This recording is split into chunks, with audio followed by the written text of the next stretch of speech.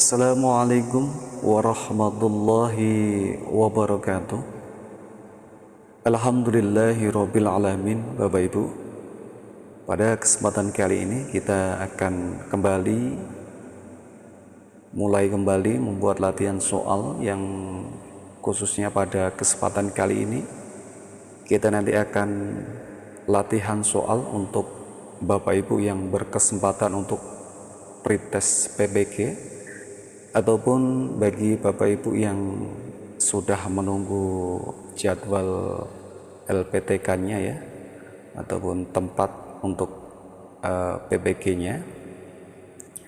Dan kita kemarin sempat berhenti sejenak untuk tidak update soal dikarenakan untuk tes P3K tahap ketiga ini masih belum jelas jadwalnya kapan, jadi kita hemat untuk tidak membuat soal terlebih dahulu. Dan kali ini kita akan mencoba kembali untuk membuat latihan-latihan soal untuk Bapak Ibu yang akan menghadapi pretest PPG, khususnya untuk Bapak Ibu pendidikan guru agama Islam. Baik, dan bagi Bapak Ibu yang belum bergabung, silahkan manfaatkan untuk subscribe terlebih dahulu dan aktifkan notifikasi loncengnya agar tentu saja tidak ketinggalan dengan konten-konten ataupun soal-soal yang nanti kita akan buat kembali Bapak Ibu. Baik, kita langsung ke latihan soalnya. Untuk latihan soal pertama, 10 soal pertama nanti latihan UP atau ujian pengetahuan, dan 10 soal berikutnya untuk pretest pendidikan agama Islam. Baik, kita langsung ke soal yang pertama. Pada jenis buku, penulis tidak membatasi untuk mengemukakan ide dan gagasannya. Buku harus memenuhi kriteria penulisan karya akademik. Buku ini juga sarana seseorang untuk mengekspresikan pikirannya secara elaboratif. Buku yang dimaksud adalah A. Buku jurnal ilmiah, B. Buku akademik, C. Buku preview atau artikel, D. Buku laporan penelitian. Silahkan tebak Bapak Ibu. Kita hitung 5 detik mundur. 5, 4, 3, 2, 1. Untuk jawaban yang tepat nomor 1 adalah yaitu adalah buku akademik. Pembahasannya, buku ini tulisan akademik adalah tulisan yang digunakan dalam lingkungan akademik seperti laporan penelitian, makalah, artikel, jurnal ilmiah, dan lain sebagainya. Untuk jawaban yang tepat nomor 1 adalah B, yaitu buku akademik. Kita lanjut Bapak Ibu, nomor 2. Artikel ilmiah yang biasanya dimuat oleh jurnal-jurnal ilmiah yang diterbitkan oleh lembaga-lembaga yang memiliki otoritas akademik seperti universitas ataupun lembaga riset adalah A. Jurnal ilmiah, B. Buku akademik, C. Review atau artikel, D. Laporan penelitian. Silahkan tebak Bapak Ibu. 5, 4, 3, 2, 1. Untuk jawaban yang tepat nomor 2 adalah A, yaitu jurnal ilmiah. Pembahasannya, jurnal ilmiah adalah publikasi berkala dalam penerbitan akademik yang umumnya berupa laporan penelitian terbaru dengan tujuan untuk memajukan ilmu pengetahuan. Jurnal ilmiah merupakan salah satu bentuk media publikasi karya tulis ilmiah. Jadi nomor 2 untuk jawaban yang tepat adalah A, yaitu jurnal ilmiah. Kita lanjut Bapak Ibu, nomor 3. Di bawah ini yang merupakan bentuk dari karya tulis ilmiah adalah A. Makalah, jurnal ilmiah, buku akademik, review artikel, laporan penelitian, B. Makalah, clipping, jurnal ilmiah, buku akademik, laporan penelitian. C. Makalah, jurnal ilmiah, resensi buku, review atau artikel, laporan penelitian. Dan D. Makalah, jurnal ilmiah, buku akademik, review atau artikel novel. Silahkan tebak nomor 3 Bapak Ibu. Jadi di bawah ini yang merupakan bentuk dari karya tulis ilmiah adalah, untuk jawaban yang tepat nomor 3 adalah A, yaitu makalah, jurnal ilmiah, buku akademik, review, artikel, laporan penelitian. Yang merupakan bentuk dari karya tulis ilmiah adalah makalah, jurnal ilmiah, buku akademik, review artikel, laporan penelitian. Untuk jawaban yang tepat nomor 3 adalah A. Kita lanjut Bapak Ibu, nomor 4. Di bawah ini adalah karakteristik karya tulis ilmiah untuk membedakan dengan tulisan-tulisan lainnya, yaitu A. Karya ilmiah adalah tulisan yang disusun secara sistematis, logis, dan rasional yang didukung oleh fakta, yaitu berupa fakta umum yang dapat dibuktikan kebenarannya secara ilmiah dengan mengikuti metodologi penulisan ilmiah yang benar. B. Karya ilmiah menerapkan teori-teori yang dilandasi oleh hasil pengamatan, penelitian, dan atau pemikiran yang mendalam. C. Karya ilmiah dapat merekomendasikan pemecahan masalah dengan berbagai cara atau metode sesuai dengan masalah yang menjadi pokok bahasan penelitian, biasanya menggunakan deduksi atau induksi. Dan D. Semua jawaban benar. Silakan tebak Bapak Ibu. 5, 4, 3, 2, 1. Untuk jawaban yang tepat adalah D. Semua jawaban benar. Jadi di bawah ini adalah karakteristik karya tulis ilmiah untuk membedakan dengan tulisan-tulisan lainnya, yaitu untuk semua jawaban adalah benar Bapak Ibu. Kita lanjut Bapak Ibu, nomor 5. Di bawah ini merupakan kegiatan untuk menganalisis data PTK kecuali A. Pengolahan dan penyajian data, B. Mendeskripsikan data, C. Menganalisis data, D. Menguji hipotesis, dan E. Menerapkan hipotesis. Silahkan tebak. 5, 4, 3, 2, 1. Untuk jawaban yang tepat nomor 5 adalah E, yaitu menerapkan hipotesis. Di bawah ini merupakan kegiatan untuk menganalisis data PTK kecuali menerapkan hipotesis. Kita lanjut Bapak Ibu, nomor 6. Metode dalam pengolahan data di PTK ini digunakan untuk mengetahui apakah individu-individu disukai atau saling menyukai. A. Catatan lapangan, B. Portofolio, C. Wawancara, dan D. Metode sosiometrik. Jadi metode dalam pengolahan data di PTK ini digunakan untuk mengetahui apakah individu-individu disukai atau saling menyukai. Nah, metode ini adalah catatan lapangan, portofolio, wawancara, atau metode sosiometrik. Silakan tebak. 5, 4, 3, 2, 1. Untuk jawaban yang tepat nomor 6 adalah D, yaitu dengan metode sosiometrik. Pembahasannya Bapak Ibu, metode sosiometrik adalah sosiometri merupakan metode pengumpulan data tentang pola dan struktur hubungan antara individu-individu dalam suatu kelompok. Untuk jawaban yang tepat nomor 6 adalah menggunakan metode sosiometrik. Kita lanjut Bapak Ibu, nomor 7. Berikut ini langkah-langkah dalam tahap perencanaan tindakan dalam PTK, kecuali A. Formulasi solusi dalam bentuk hipotesis tindakan, B. Analisis kelaikan hipotesis tindakan, C. Persiapan tindakan, D.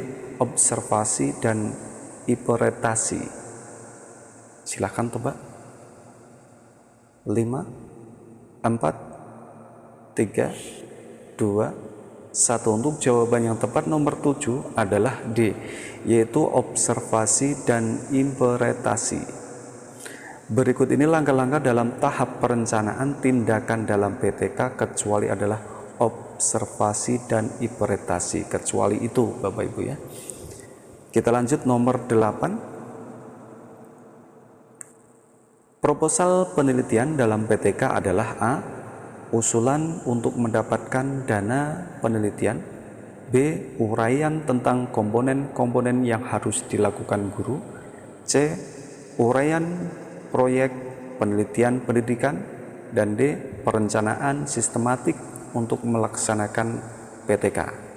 Jadi proposal penelitian dalam PTK adalah, silahkan tebak, 5, 4, 3, 2, 1. Untuk jawaban yang tepat nomor 8 adalah D, yaitu perencanaan sistematik untuk melaksanakan PTK. Proposal penelitian dalam bentuk PTK adalah perencanaan sistematik untuk melaksanakan PTK. Untuk jawaban yang tepat adalah D. Kita lanjut Bapak Ibu, nomor 9. Persiapan awal dalam PTK adalah A. Menyiapkan cara wawancara, B. Membuat analisis kelayakan hipotesis, C. Membuat rencana perbaikan, pembelajaran dan skenarionya, dan D.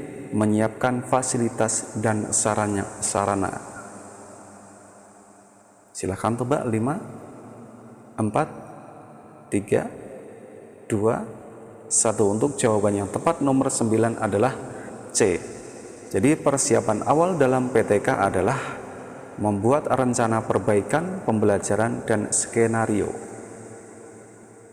Kita lanjut Bapak Ibu, nomor 10.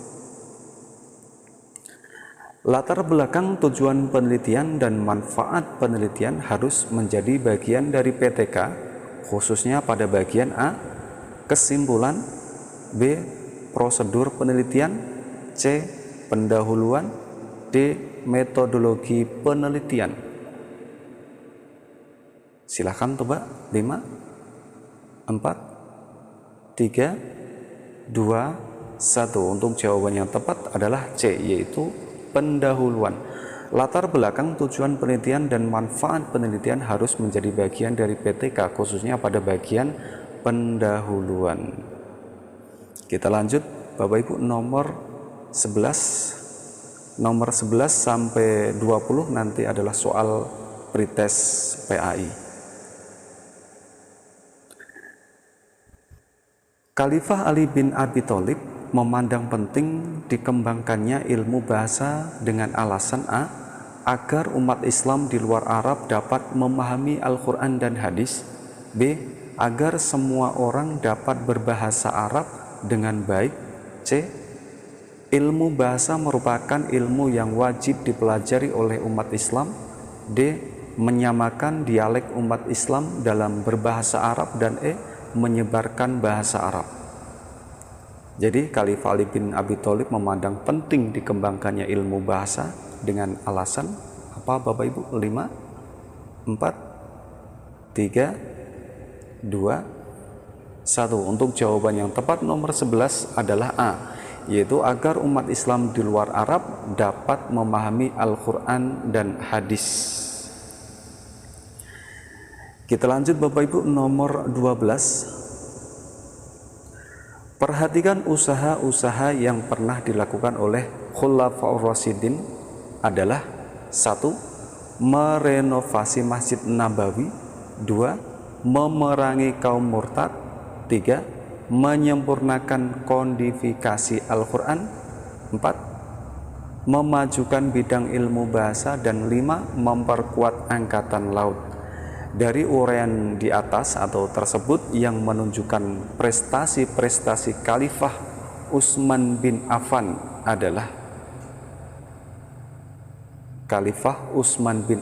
adalah A. 1 dan 2, B. 2 dan 3, C. 1, 3 dan 5, D. 1, 2 dan 4, dan E. 2 dan 5. Silahkan tebak. 5, 4, 3, 2, 6. Dari uraian di atas yang menunjukkan prestasi-prestasi Khalifah Utsman bin Affan adalah C, yaitu 1. Merenovasi Masjid Nabawi. Lalu 3. Menyempurnakan kodifikasi Al-Quran. Lalu 5, yaitu memperkuat angkatan laut. Itu adalah uraian menunjukkan prestasi Khalifah Utsman bin Affan. Untuk jawaban yang tepat adalah C, 1, 3, dan 5. Kita lanjut Bapak Ibu, nomor 13. Imam Ghazali yang memiliki sebutan Hujatul Islam dikenal sebagai ulama dalam bidang sebagai berikut, kecuali A. Fikih, B. Tasawuf, C. Filsafat, D. Astronomi, dan E. Akidah. Silahkan tebak. 5, 4, 3, 2, 1. Untuk jawaban yang tepat adalah D, yaitu kecuali astronomi. Jadi Imam Ghazali yang memiliki sebutan Hujatul Islam dikenal sebagai ulama dalam bidang fikih, tasawuf, filsafat, dan akidah. Jadi kecuali astronomi. Kita lanjut Bapak Ibu, nomor 14. Tokoh yang berjasa mengembangkan ilmu optik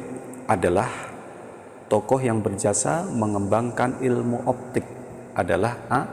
Jabir bin Hayyan, B. Ibnu Sina, C. Muhammad Al-Khwarizmi, D. Ibnu Rusyid, dan E. Ibnu Haytham. Silahkan tebak. 5, 4, 3, 2, 1. Tokoh yang berjasa mengembangkan ilmu optik adalah E, yaitu Ibnu Haytham. Cendekiawan Muslim Ibnu Haytham, bapak optik dan ilmu fikih, ahli ilmu fikih, salah satu cendekiawan Muslim yang berjasa di dunia Muslim dan Barat adalah Ibnu Haytham. Ibnu Haytham lahir di Basrah pada tahun 965 Masehi. Untuk jawaban yang tepat nomor 14 adalah E, Ibnu Haytham. Kita lanjut Bapak Ibu, nomor 15. Kiai Hasyim Asy'ari pernah belajar agama Islam di Mekah selama 6-7 tahun kepada beberapa guru. Di antaranya adalah, jawaban Anda, A. Ahmad Khatib Minangkabawi, B. Muhammad Alawi Al-Aki, C. Sayyid Ibrahim Al-Maghribi, D. Ibrahim Al-Qurani, dan E. semua salah. Silahkan tebak Bapak Ibu. 5, 4, 3, 2, 1. Untuk jawaban yang tepat adalah A, yaitu diantaranya adalah Ahmad Khatib Minangkabawi. Guru Kiai Hasyim Asy'ari di Mekah diantaranya adalah Ahmad Khatib Minangkabawi. Untuk jawaban yang tepat nomor 15 adalah A. Kita lanjut Bapak Ibu, nomor 16. Ada beberapa tokoh yang melakukan pembaruan Islam di Amerika. Di antaranya adalah A. Muhammad Alexander Russel Webb, B. Nobel Drew Ali, C. Elijah Muhammad, D. Fazlur Rahman Khan, dan E. semua benar. Silahkan tebak Bapak Ibu. 5, 4, 3, 2, 1. Jadi ada beberapa tokoh yang melakukan pembaruan Islam di Amerika. Di antaranya adalah Jawaban yang tepat adalah E, semua benar. Jadi semua Muhammad Alexander Russel Webb, Nobel Drew Ali, Elijah Muhammad, Fazlur Rahman Khan, ini adalah tokoh yang membaharui Islam di Amerika. Jadi untuk jawaban yang tepat nomor 16 adalah E, yaitu semua jawaban benar. Kita lanjut Bapak Ibu, nomor 17.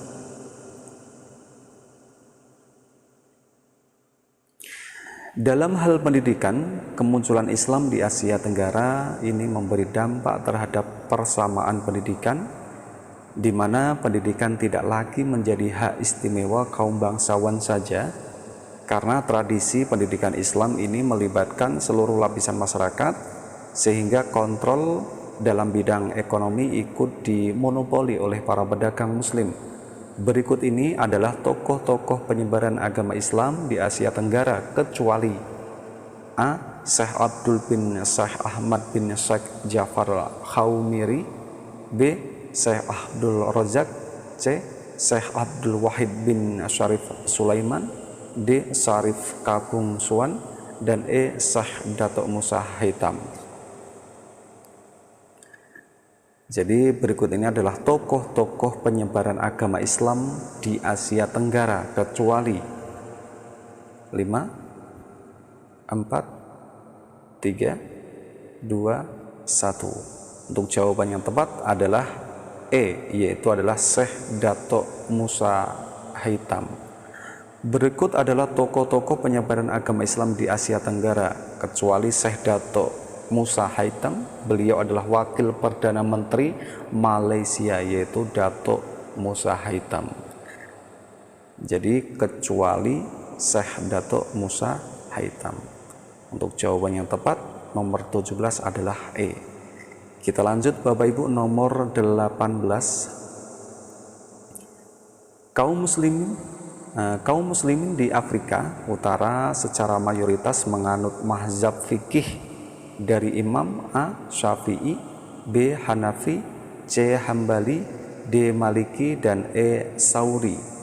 Silahkan tebak. 5, 4, 3, 2, 1. Untuk jawaban yang tepat adalah D, yaitu Imam Maliki.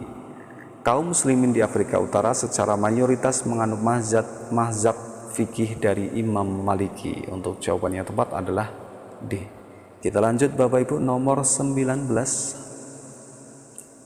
Ada beberapa keistimewaan yang diberikan Allah terhadap manusia. Salah satunya adalah istidraj.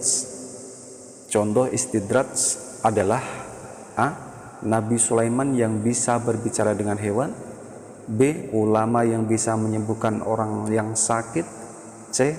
Orang soleh yang memiliki kemampuan istimewa, D. Dukun dengan kemampuan sihirnya, dan E. Wali Allah yang katanya dapat membangun masjid dalam waktu yang sangat cepat. Silahkan tebak Bapak Ibu. Contoh istidraj adalah 5, 4, 3, 2, 1. Untuk jawaban yang tepat adalah contoh istidraj adalah D, yaitu dukun dengan kemampuan sihirnya. Istidraj adalah pemberian sebuah nikmat untuk menjadikan seseorang lalai dan durhaka jadi dukun dengan kemampuan sihirnya. Untuk jawaban yang tepat nomor 19 adalah D. Kita lanjut Bapak Ibu, nomor 20. Berdasarkan sifat, ada beberapa jenis mukjizat dan salah satu diantaranya adalah mukjizat salbiyah. Makna dari mukjizat salbiyah adalah A. Mukjizat yang berkaitan dengan peristiwa alam sebagai Nabi Muhammad yang bisa membelah bulan, B. Mukjizat yang keluar dari tubuh seseorang Nabi atau Rasul sebagaimana yang dialami oleh Nabi Muhammad SAW, C.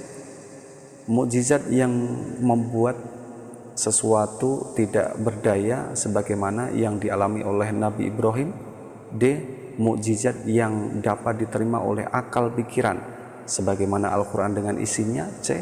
Mukjizat yang berkaitan dengan perasaan manusia. Jadi mukjizat salbiyah maknanya adalah